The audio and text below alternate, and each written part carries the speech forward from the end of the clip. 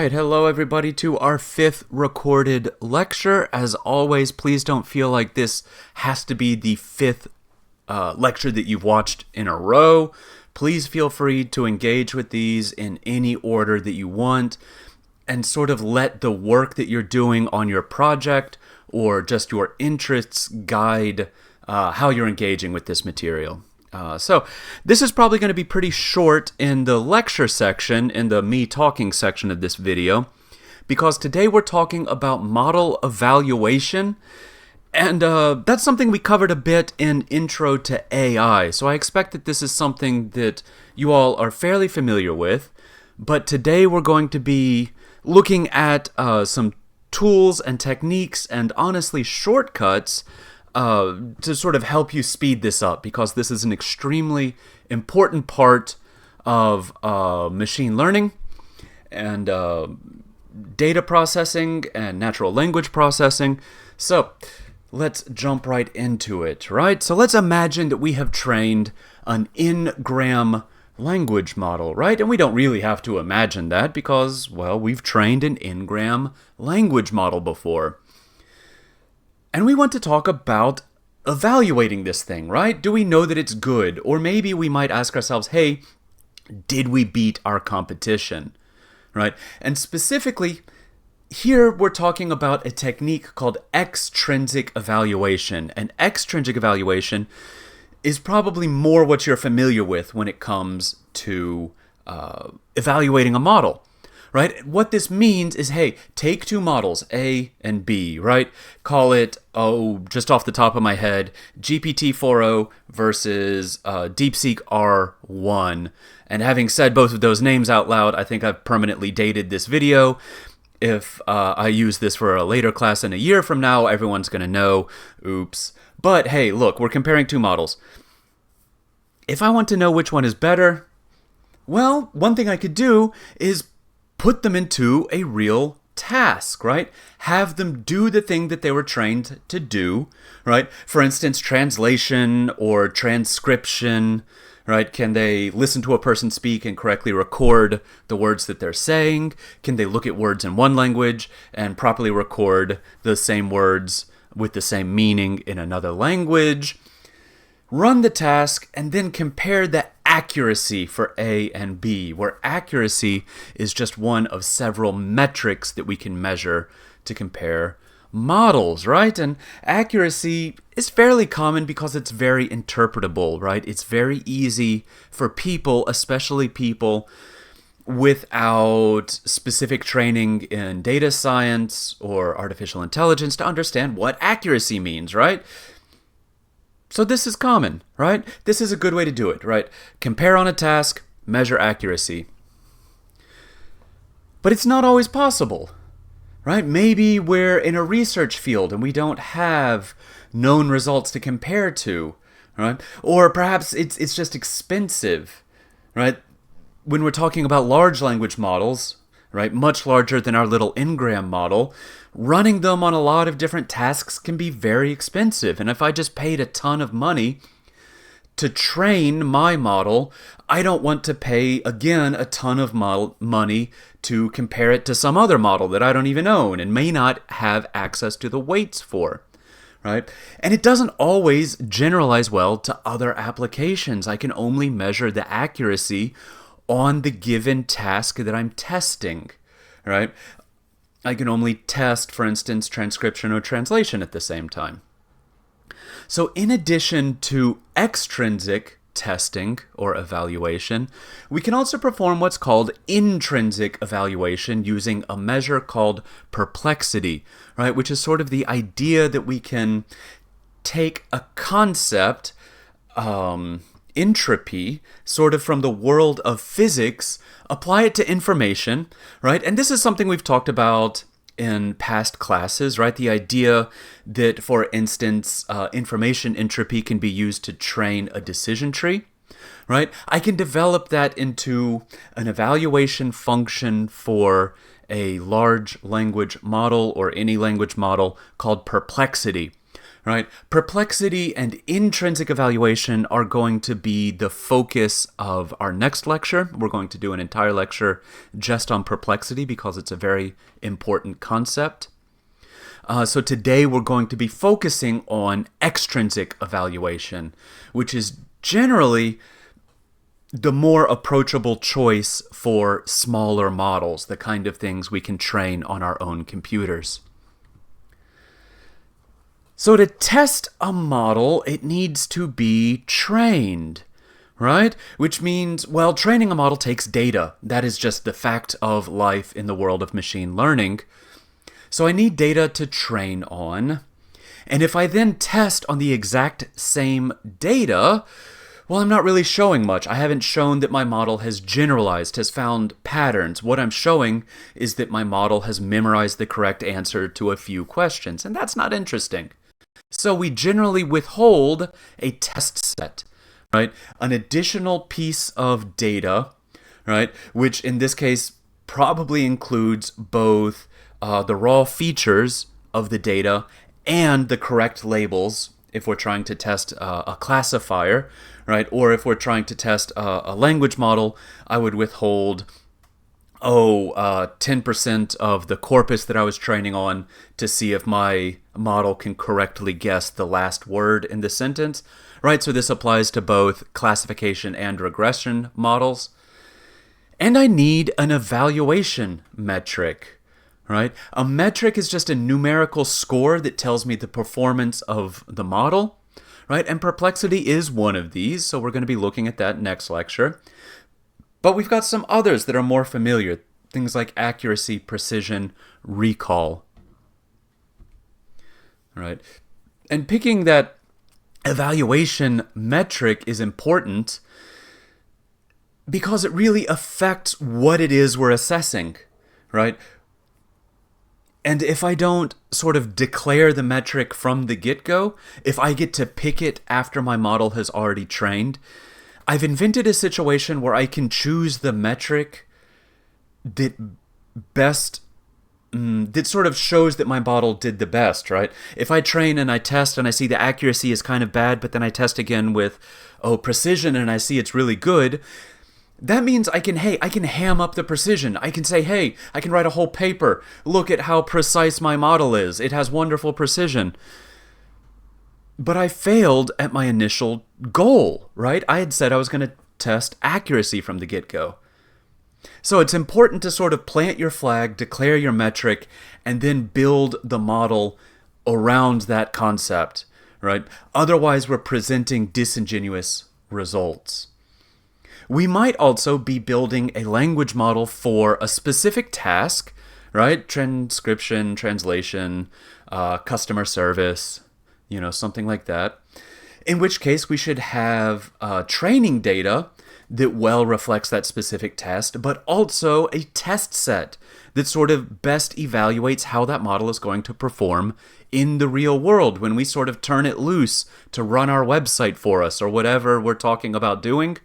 We want the best possible idea of how that model is going to perform in the real world, so we need a test set that best reflects the conditions of the real world. Of course, we might also be building a general purpose model, right? Things like Claude, ChatGPT, Mistral, R1, Quinn, any of the other deluge of LLMs we've been seeing over the last couple of years. These are generally general purpose models, right? They sort of present themselves as chatbots, but if you ask them to do, for instance, quantitative reasoning, some of the newer models are getting quite good at that too, right? So they're not just chatbots, right? They have other capabilities and sometimes things that they weren't specifically trained to do. So a general purpose model is going to need a lot more training data, right? Because we sort of need training data that reflects many different tasks that the model might be put to. And we need a test set that's not just from one of those tasks. We need to demonstrate that, hey, this model performs well in many different tasks. And that's why it's common now to benchmark large language models on many different test sets with known benchmarks on them, right? Things like GSM 8K, Grade School Math 8K, is a specialized test set, and that would usually be only one of the many, many test sets that you benchmark your model on to show that it's not just a specific task model, but rather a general purpose model. And so I've got all my data, right? I've gone out and I've scraped Kaggle and I've scraped the internet, right? And I've found the trending data sets off of Hugging Face, and I throw it all into a big data set and I train on it. And now what's my test set, right?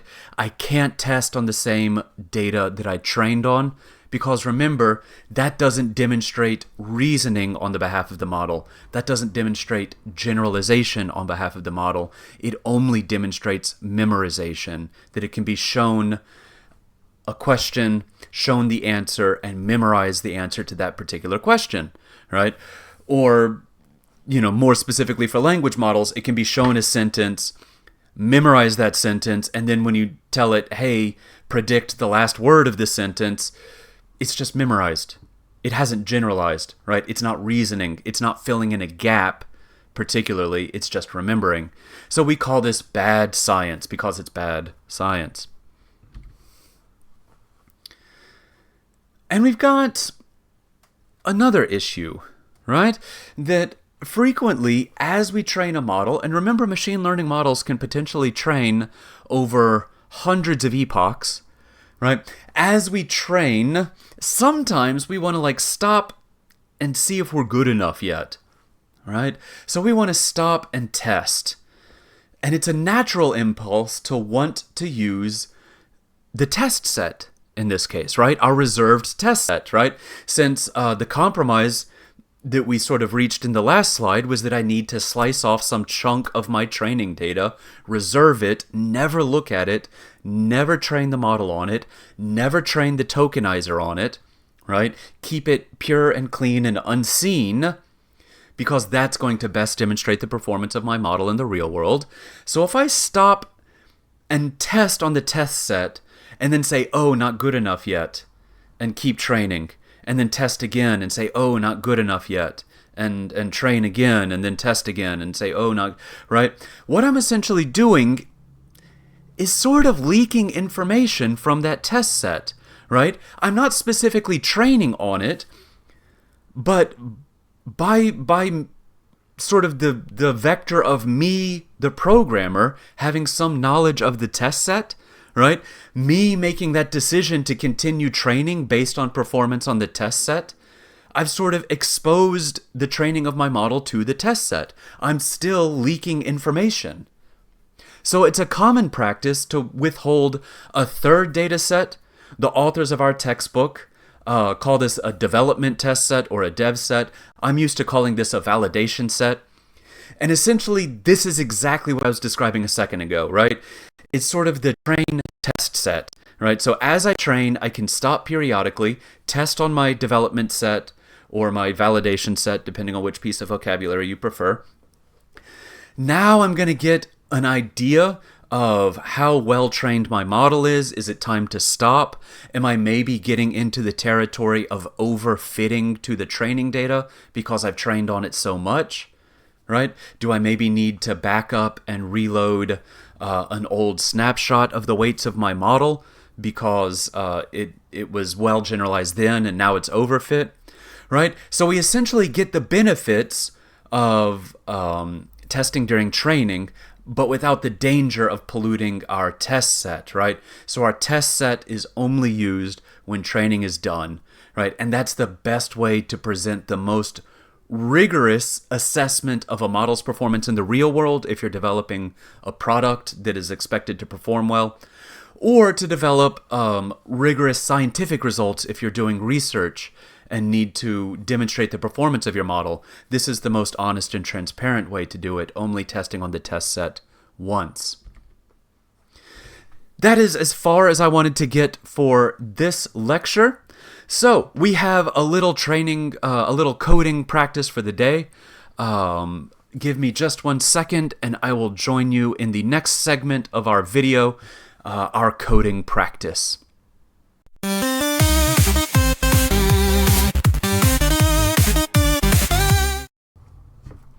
Okay, and here we go. I've got us a little Google Notebook set up, or a little Jupyter Notebook set up running in Google Colab.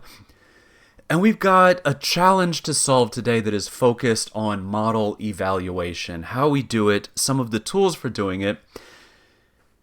And let's, in class, depending on if you've watched this lecture before class or not, in class we're going to sort of hand code functions for evaluating the accuracy, precision, and recall of a model.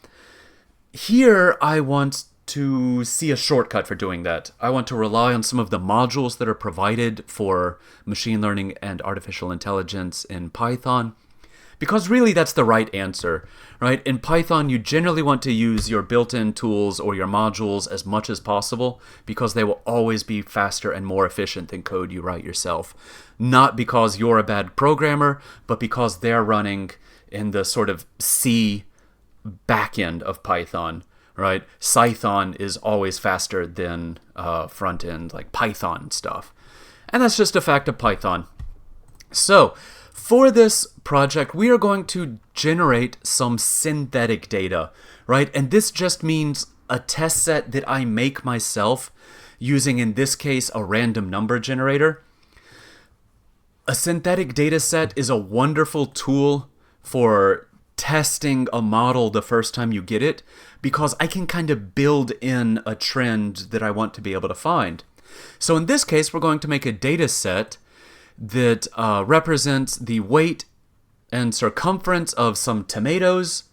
We want to be able to recognize if those tomatoes are ripe or unripe, so our data will be labeled either 0 or 1, depending on if that tomato is ripe or unripe, right? So maybe we're building a machine to automatically harvest tomatoes, right?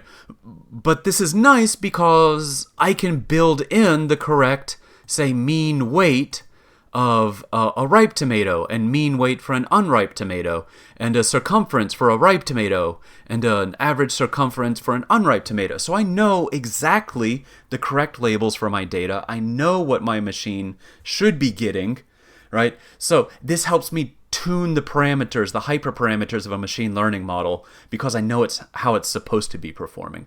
So anyways, let's get to getting, and go ahead. I'm going to use NumPy to represent our data set here, because weight and circumference sound like numerical data to me.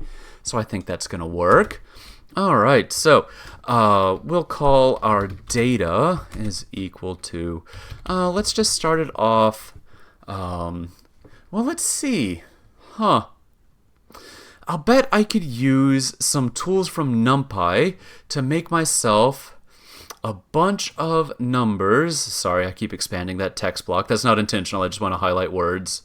All right, I can make a bunch of numbers at once with a given mean and a given variance.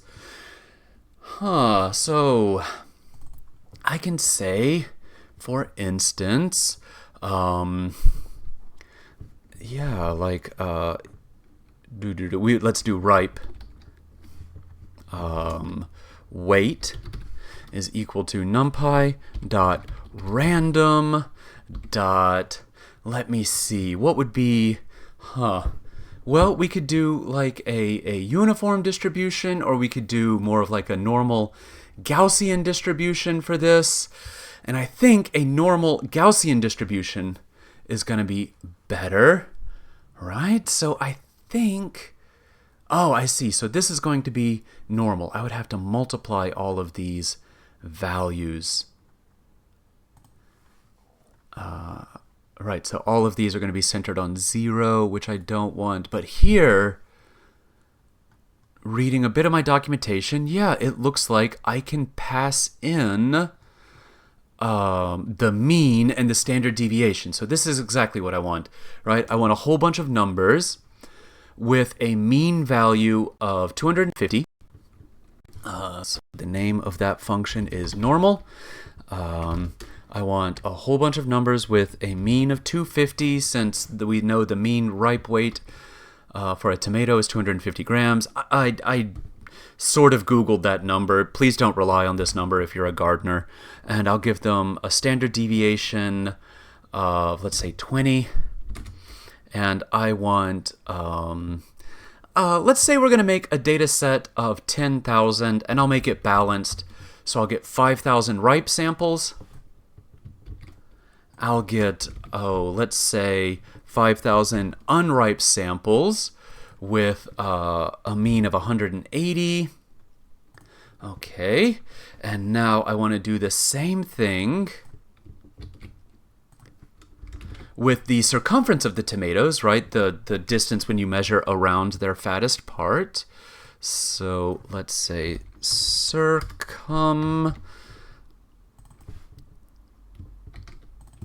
and we'll make this unripe. There we go. So the mean should be 12.5. For a ripe one, we need to turn this standard deviation way down. Let's make it about 2. The mean will be 10.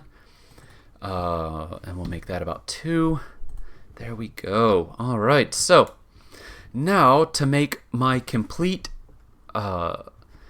ripe training set, right? So I can put all of the ripes together.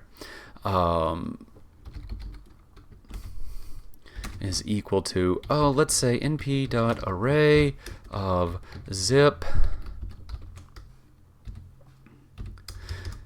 Zip just combines two lists sort of side by side into tuples, and if I then cast that to an array, I should get a 2D array of all of the weights and circumferences together. I want to zip the ripe, autocomplete, save me. Nope, autocomplete has abandoned us. That is all right. And ripe, circum, there we go. Okay, let's give this a run just to make sure my syntax isn't all messed up, because that does happen sometimes. Let's see, I didn't import numpy as np like I normally do, so I need to type out completely numpy.array, not np.array. Okay, so that's working. And if I print ripe, I'll get, okay, zip object. That's slightly concerning. Let's see, R for ripe and ripe. R for R and ripe. If I unpack this, do I get, okay, so no, zipping has failed me. All right, let's check my documentation and see what I get.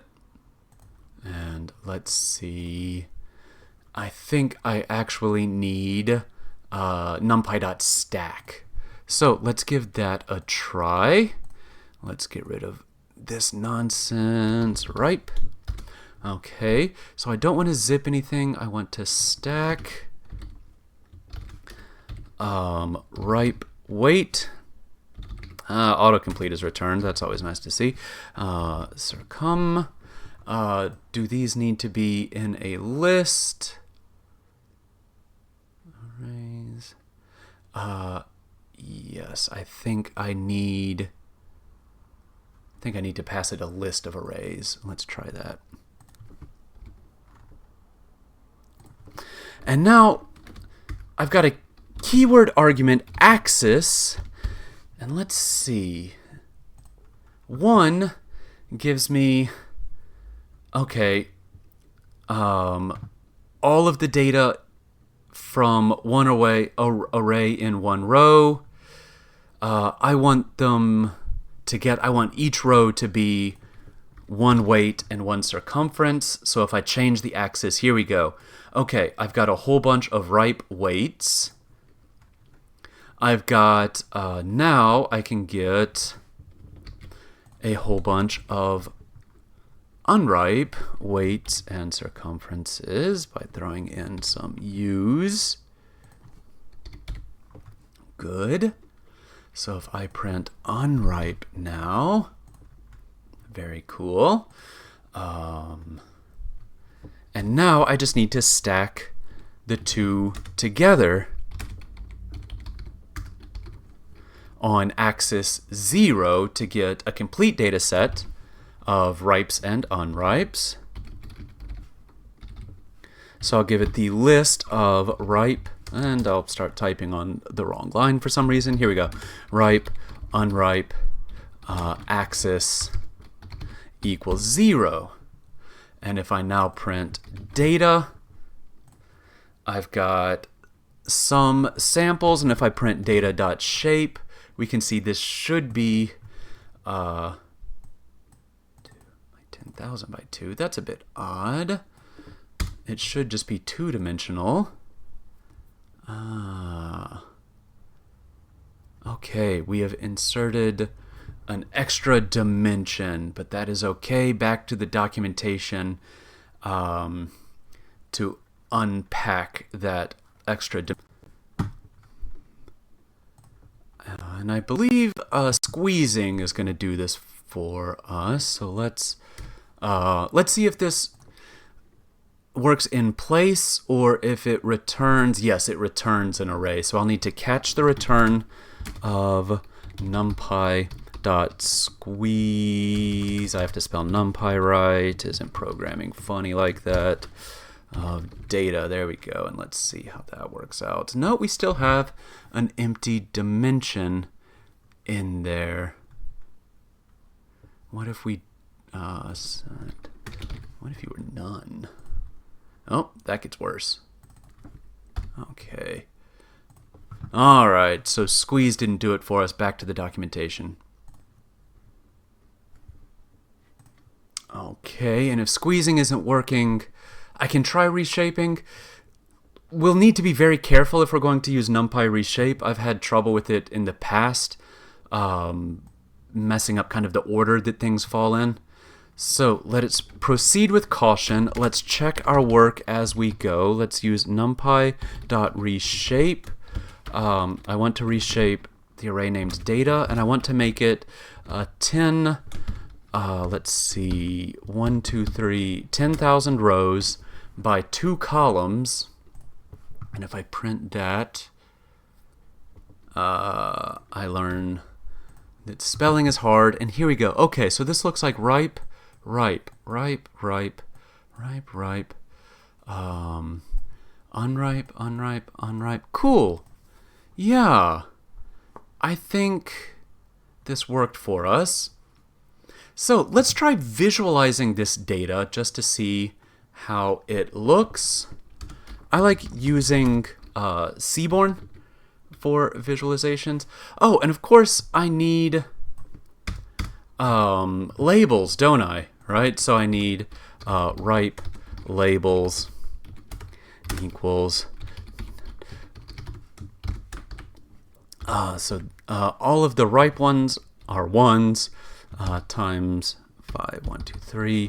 I'm going to specify the data type. I want to make sure that these are integers just in case. There we go. And now, of course, this is not NP. This is NumPy. Here we go. Let's get some unripe labels. Good. Let's stack our ripe and unripe labels to get our targets.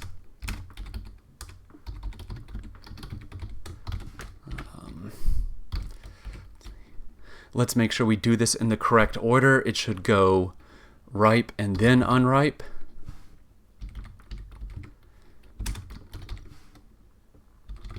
Okay. We want the axis in this case to be 0, since I want all the rows to be the same. And then let's print our targets just to make sure nothing strange has happened, because yes, we need another reshape, it looks like. That's much worse. Let's see. Oh, that's odd. It's all ones. Oh, it should be, there we go. Hold on, I need to change that 1 to a 0. This is why we check as we work. All right, and then we will hit a reshape on those as well.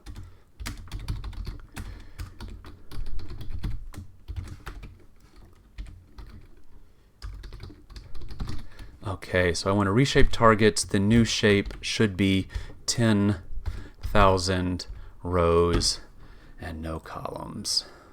Let's give that a build. And what did we get? I am struggling with spelling today. There we go. That's odd. This doesn't look reshaped at all. It looks like I've got 2 rows because I need to use the correct variable name. There we go. There we go. Cool, cool, cool. And if I check the shape, how does that look? Wonderful, wonderful, wonderful. That's exactly what we want. Okay, so let's check my old friend Seaborn. Right? This is a wonderful visualization library. It's built on top of Matplotlib, which you probably have more experience with. And now let's Seaborn.scatter x. Oh, I need to run this before it's going to autocomplete for me. I know this is petty, but I'm going to run it just so it knows that Seaborn is imported, and the autocompleter will get me scatterplot. There we go. Specifically because I don't always remember the argument names, but I want x equals. Okay, so let's put our 2 features onto the axes of this scatterplot, right? So I can make x the weights, right? So that will be data of every row and the first column. Okay. Let's make y equal to data of every row and the second column. And let's set the hue equal to the targets. Right? So in this case, we're passing 0 and 1 to the hue. It will pick colors for us, which might look slightly silly. Ah, here we go. Wonderful, wonderful.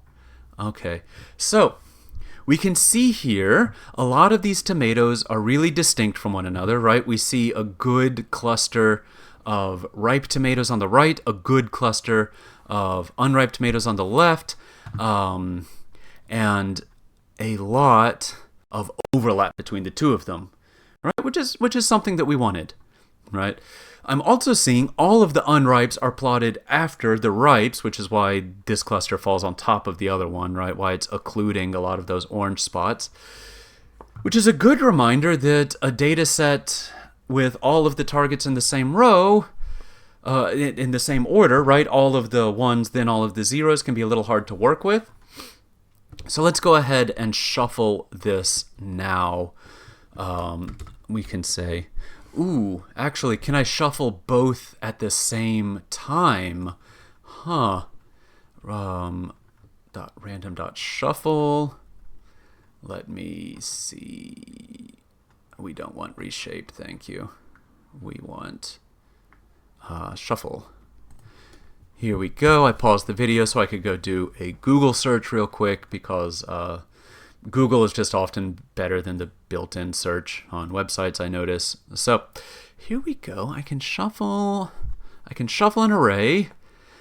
And unfortunately, it looks like you can only shuffle one array at a time. The problem with that is that if I shuffle my data, my targets won't line up with my data, right? So this is a bit of a nuisance, but don't worry, we can fix this later when we do our train test split. And speaking of, let's go ahead and get to that, right? I need to do a train test split, which means I need to cut off a training set and a testing set. And fortunately, that is built in to scikit-learn. So scikit-learn has a whole ton of stuff in it. We're going to come back to all of this later. So it's usually best not to import just scikit-learn as a whole because you're getting a ton of stuff. You'll get a very cluttered namespace doing that.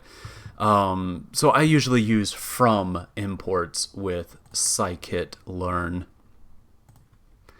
And let's see, so if I remember, from sklearn import model. Awesome, thank you. Autocomplete, saving the day.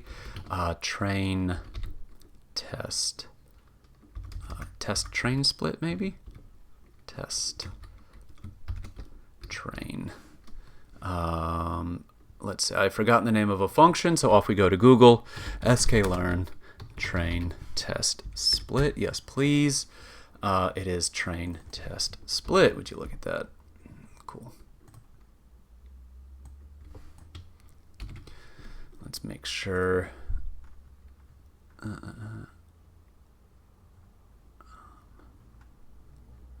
What have I done wrong?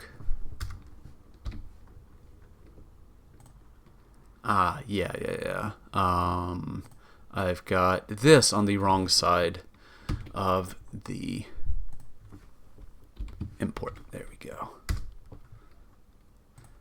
Make sure. Okay, cool. So we do have that name right. Okay, cool. So I want a chunk of data to train on. I want a chunk of data to test on. I want a chunk of labels to train on. I want a chunk of labels to test on. And I'm going to use train test split to get all of them. I'm going to pass it first our data, then our targets, since that's the order I put these variables in. And this is our chance to fix our shuffle problem. Shuffle equals true. Now, boom, it'll take care of the shuffle for us. And it's going to make sure that the appropriate data and labels are shuffled together. So now let's check, I don't know, xtrain dot shape.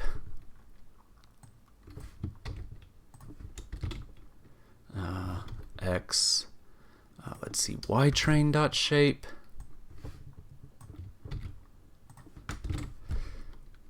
X test dot shape.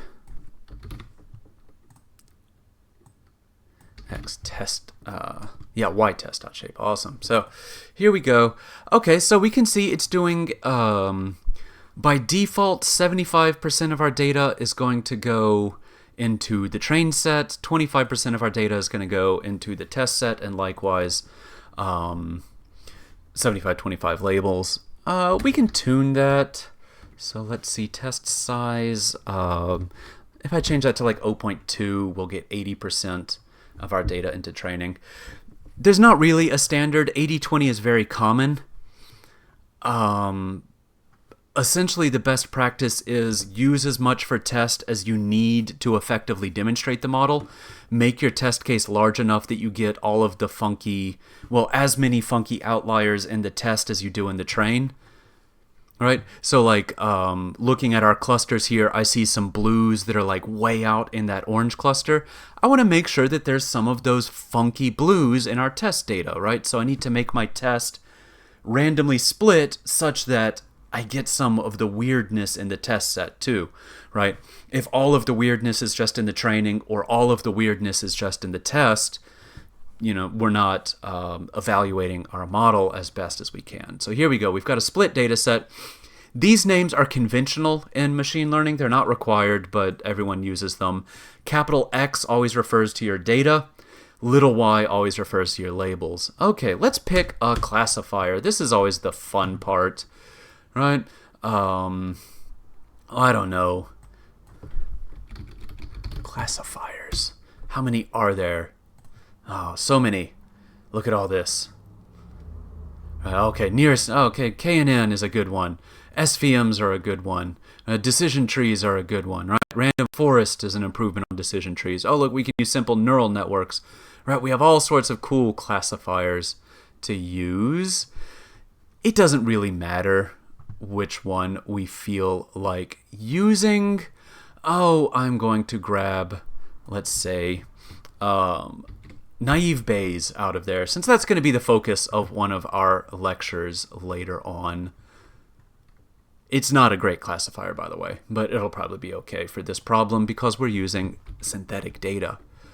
All right, so, and a nice thing about sklearn is that many of the classifiers have a similar interface, right? It's the same methods to train and predict with all of them. So let's see what we get if I create a new classifier. I'll call it Gaussian naive Bayes. I'll see if it'll pop me up. Here we go. So what? Oh, well, the autocomplete nearly saved us. I just want to see what the arguments are. And if sklearn makes that easy,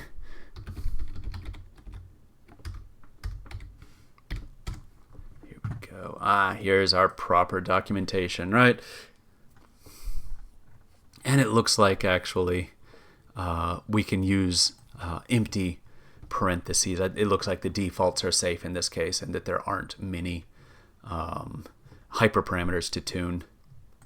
Okay, so now I need to fit my classifier, right? So I'm always going to fit to the training data and the training labels.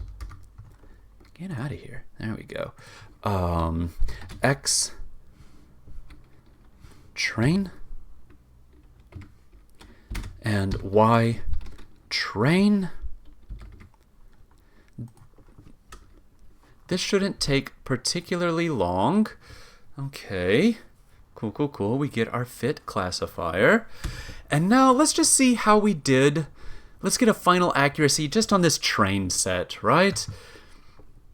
It's not going to tell us a lot about how the model will perform in the real world, but it's a good just gut check of like, hey, do I need to tune the hyperparameters, right? Because I should be able to get a really high accuracy on my training data. And here's an easy way to do that. Let's use the accuracy score provided by sklearn, right? They have already coded out for us an implementation of, nope, you're doing that wrong again. An implementation of accuracy. Okay, so now, I don't know, Y predicted, or instead of predicted, we can just shorten it to pred is equal to CLSF dot predict.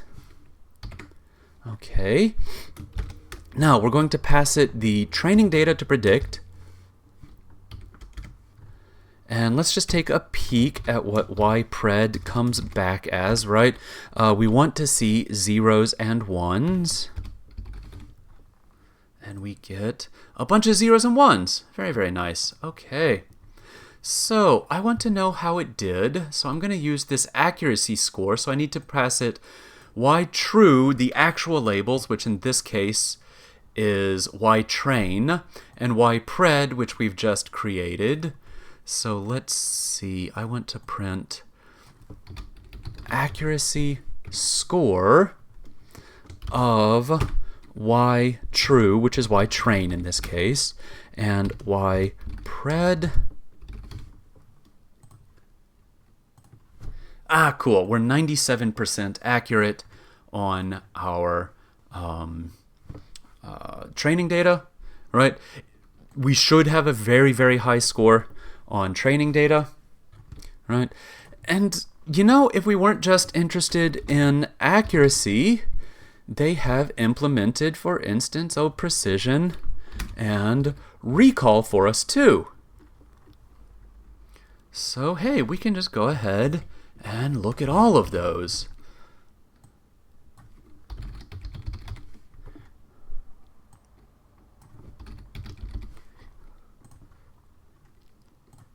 And here we go, we've got high accuracy, high precision, and high recall.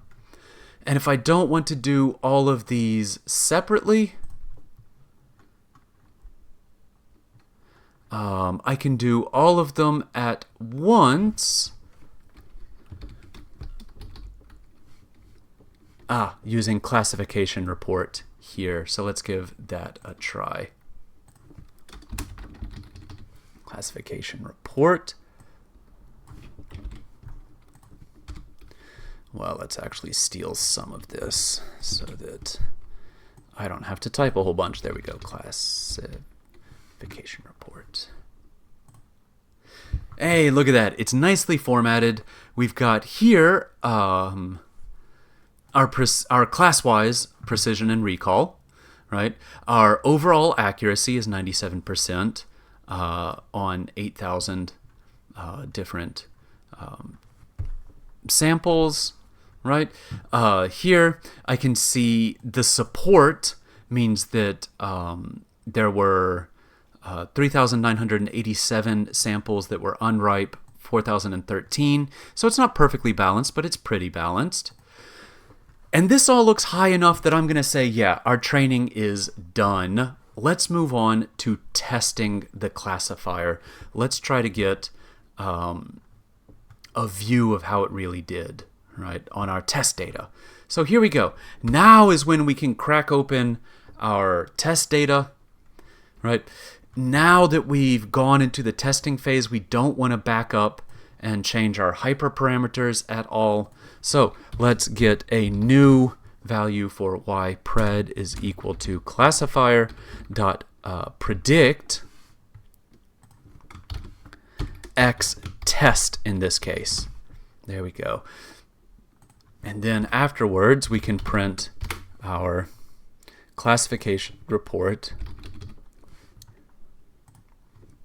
for y true, which in this case is y test, and y pred, which we've just regenerated, our predicted values. And here we go. We lost a little bit, but it looks like we are still pretty solid, right? We can see that we've got the 2,000 samples that we expect, right? Because these numbers add up to 2,000. If I squint and think for a second, I can see that these numbers, all four of them, add up to 10,000. So no weirdness happened. We didn't lose any data, right? I see that our test set came out pretty,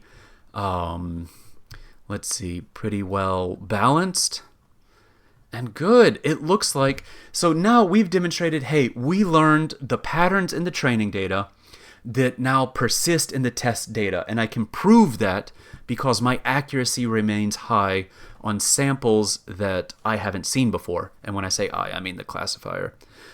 Of course, this isn't super easy for human beings to interpret, right? This is just a bunch of numbers, and computers love numbers. But as people, we like to visualize our data, right? So let's try visualizing this again. We already have Seaborn imported from earlier. So I'm just going to use that, and if I come down here, let's visualize our performance on the test data. So let's just use x test. Y is equal to x test. Hue is equal to y pred. Okay. Oh, and I've missed something. X test. Capital X, please. Thank you. There we go. Okay, cool. So now we can see that our naive Bayes classifier essentially learned a decision boundary in between our two clusters, right? And it just decided, hey, everything right of this line is going to be ripe and everything left of this line is going to be unripe, which means we ended up with some misclassified examples, right? Specifically about 3% misclassified. So let's try to see exactly where our inaccuracy came from. We would expect it to be right on this decision boundary right here. But let's set our colors to help us interpret this further, right? So now for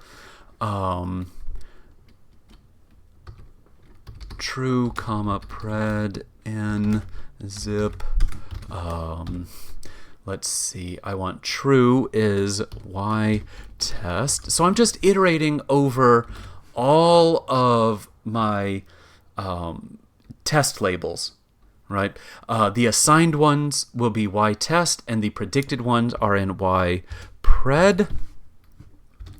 And now let's say if we got a true positive if true. This is dangerous, right? Because true is a Python keyword, except capitalized. So let's make that TRU. If true equals pred equals 1 indicates that they're ripe. Let's colors dot append, I don't know, red. And now, so all of our true positives will show up as red. Elif true equals pred equals 0. Colors dot append will make them green. Elif. So let's say if we got a false positive, so if true equals 0 and pred equals 1, we'll make it purple. Append. I don't know why purple, it just sounds like a fun color. And so now the else here, actually no, I'm going to hard code another condition. I'm going to swap these, so these will be our false negatives. Let's make false negatives yellow.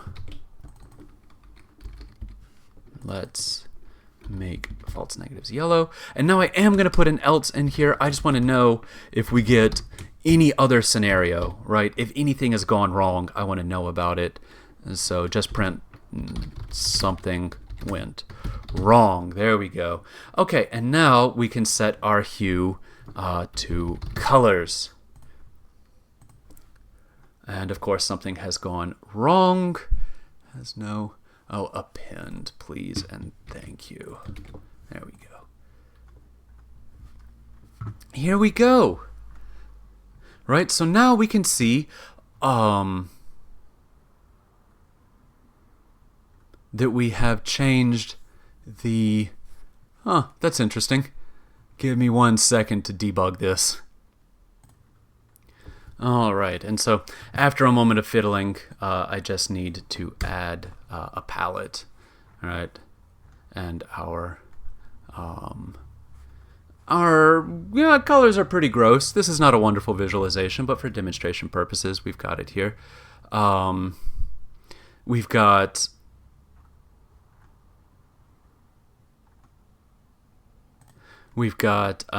red and green backwards, so let's actually go fix that real quick.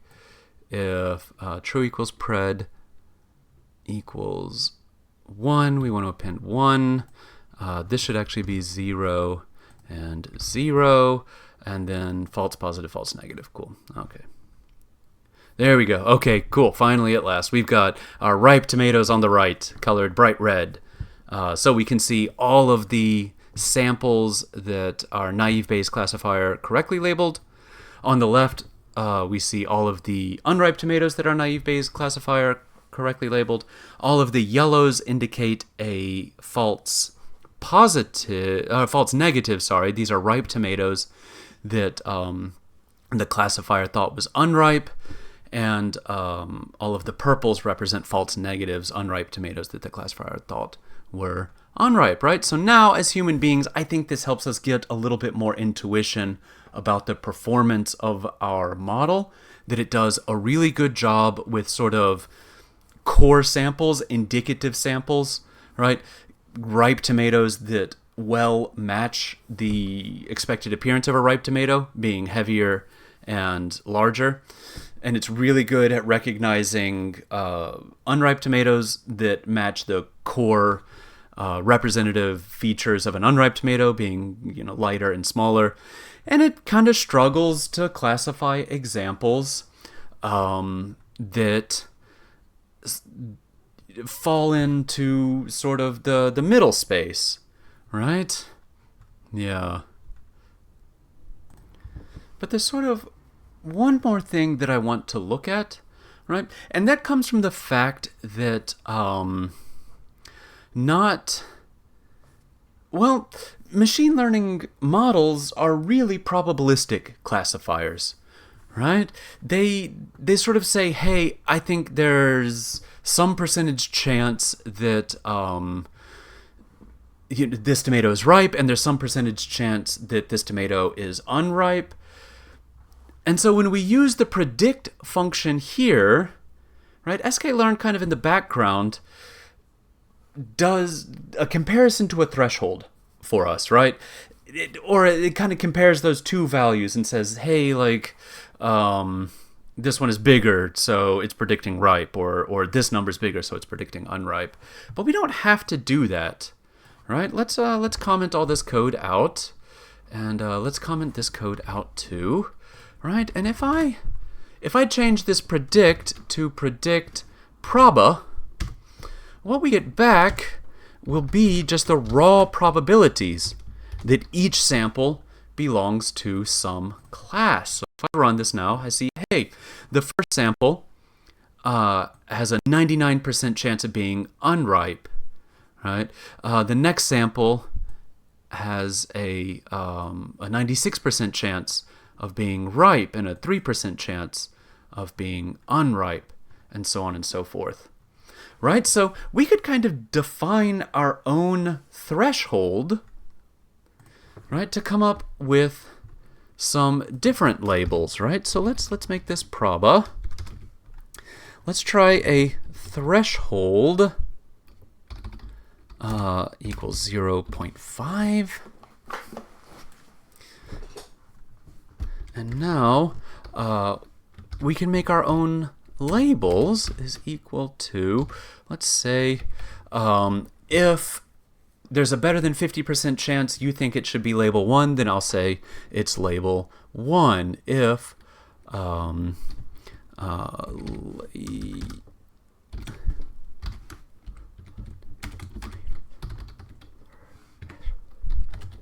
for label in y true, there we go.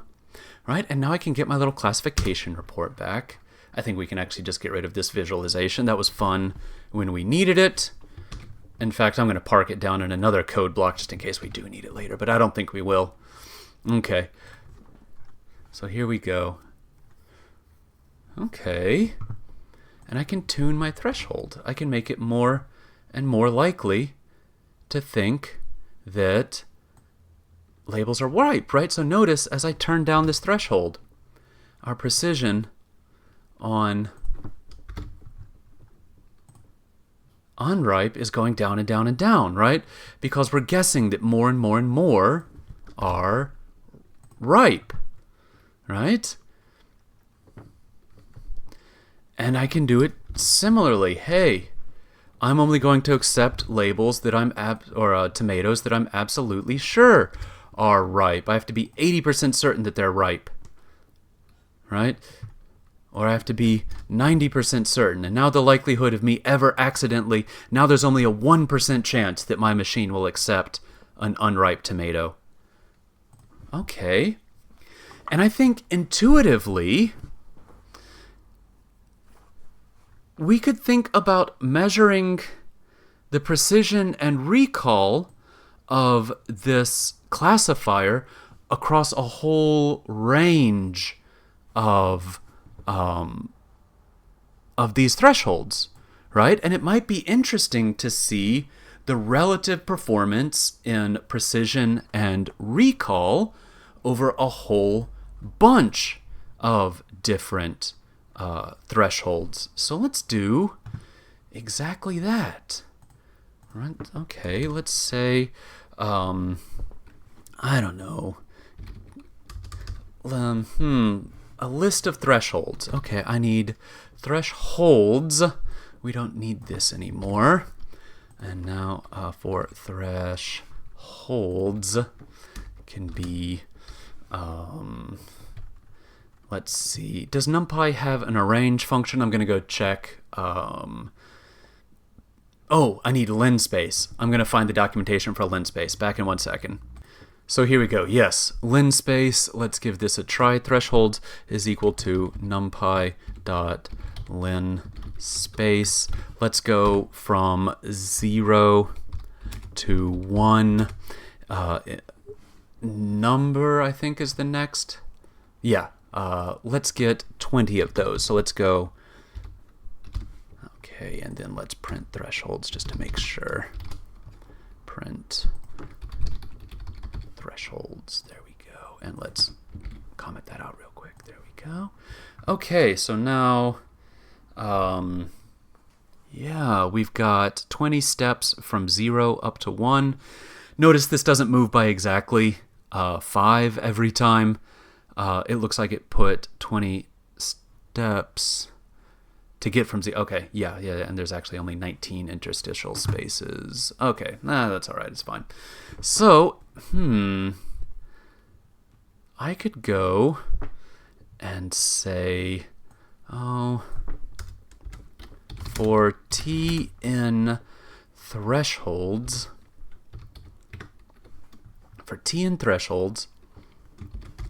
I can steal this.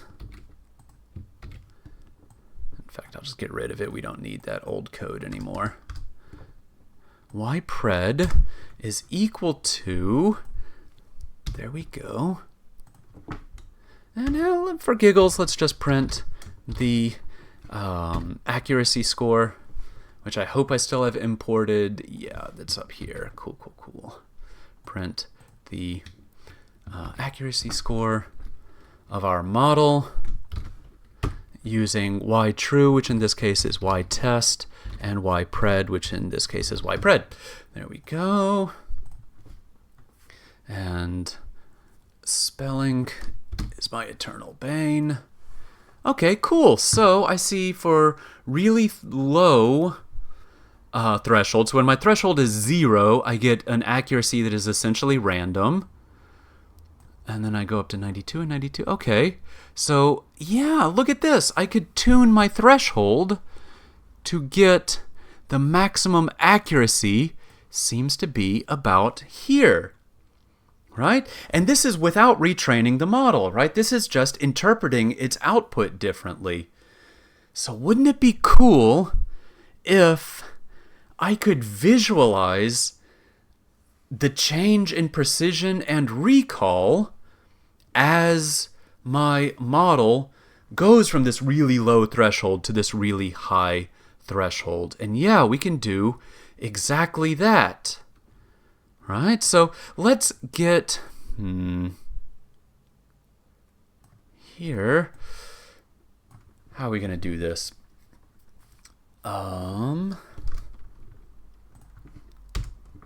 Let's get prex will be empty. Rex will be empty. Prex dot append sklearn precision score for ytrue, in this case is ytest, and ypred is still ypred.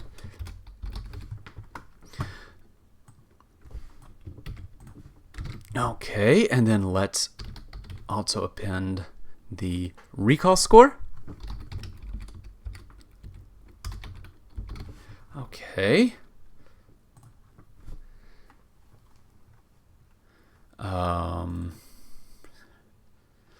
Oh, yeah, we'll survive. Hold on. What is this? What are you printing? Nothing should be printing. Ah, I see. So that should not be. This should be Y. That just shouldn't be there. Okay, cool. Ypred. Hey, there we go.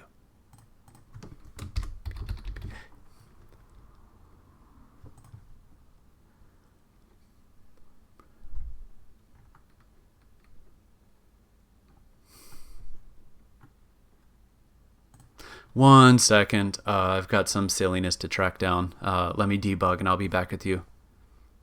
Okay, and actually there wasn't a lot of debugging to do. That was just a bit of silliness on my part. This should be ypred, not ypred proba. So we're good to go. Okay, so now let's think of a better way to interpret this, right? So this says, hey, when threshold is 0, our precision is very low and our recall is very high. Precision climbs as the threshold climbs. Recall falls as the precision falls.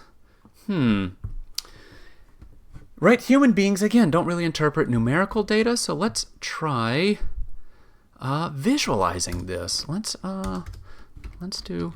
Did I import Seaborn as Seaborn or SNS? I think I imported it as Seaborn. Go away. Yes, I did. Okay. Seaborn dot... I want a line plot this time. Our X will be... Let's see. Yeah, so X will be our Prex. Y will be our Rex.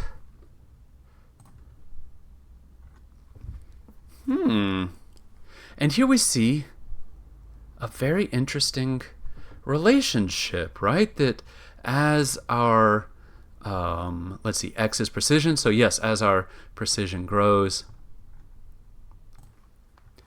here we go. We've got this kind of funny shape to show, sort of, hey, like on the X as precision is going up, how is the recall behaving, right? And so what we've sort of introduced here is actually a metric called the receiver operating characteristic, right? Which we can get with sklearn, unsurprisingly, right? Since it's a very helpful and well-supported library. So the receiver operating characteristic will get something like this, which doesn't actually give us the relationship between precision and recall. Rather, it's telling us the relationship between false positives and true positives, right? Which are essentially what we were graphing a second ago, right? But sort of measured differently, right? So the receiver operating characteristic tells us, hey, as we tune a model to bias it more towards false positives and false negatives, what effect does that have on its performance, right? A classifier that was operating purely on chance, if it was randomly predicting labels, right? Or randomly assigning probabilities, rather, well, we would expect it to behave kind of like this. As we change that threshold, this dotted black line indicates how many false positives and false negatives it would have, right? Since it has a 50% chance of being right when our threshold is right in the middle, right? Or if we tune it all the way down so that it never says ripe, well, then it never has false positives. We would have a false positive rate of 0 and a true positive rate of 100. We would correctly classify all of the ripe tomatoes as ripe, but right, we would have a lot of false negatives, which notice false. Yes, we would have very few true negatives, I should say. Right, so this is sort of the relationship that the model demonstrates as we tune its values, right? So this shows, in some people's minds, a more complete demonstration of the performance of a classifier, right? Since, again, we're not retraining anywhere in this loop, right? We're just trying a bunch of different thresholds using the exact same outputs from our model, right? So how do we reduce this curve down to a single metric? Well, how about we measure the space under this curve, right? Since notice here, this orange line shows like a better performing model, right? Whereas this dashed black line on the screen right now shows a random classifier, which is a bad classifier, right? So as this orange curve got more humped, right, as it rises more towards the top and left axis of this graph, we're seeing a better classifier. So the area under this curve shows the overall performance of the model across a wide range of thresholds. So awk-rock, AUC-ROC, rock-awk, I have that backwards, the receiver operating characteristic dash area under the curve is a single numerical value that shows the performance of a classifier over a wide range of thresholds. All right, I see that the coding portion of this video is creeping towards an hour. I hope you are coding along with me. I hope you have a working copy of this notebook on your own machine now. Yeah, thank you for your attention. And again, we could just plug in the sklearn rock awk score if we wanted to get that new metric that we've seen. Other than that, yeah, thanks for coding along. I will see you in the next video. I will see you in lecture, and have a happy coding day, everybody.